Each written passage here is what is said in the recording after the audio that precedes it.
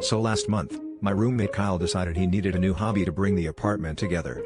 After rejecting knitting, too pokey, and sourdough starters, too much commitment, like adopting a yeast pet, he settled on buying a bread maker.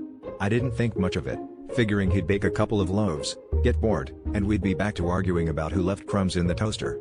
But on the first night, as the aroma of fresh bread filled the apartment, Kyle gathered everyone in the living room and made us stand in a circle around his inaugural loaf. He cleared his throat and announced, "Everyone, meet our new family member, Bready Mercury." At first, I thought it was a one-time joke. But nope, every single loaf since then has gotten a dramatic introduction, complete with a name and backstory. We've had Ryan Gosling, who was born with a golden crust and a sensitive crumb, and Peter Parker, who can cling to any surface and catch any spill.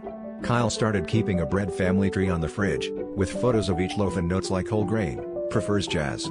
It was weird, but honestly, the bread was good, so we all played along, even assigning chores to the loaves. Bready Mercury does the dishes tonight.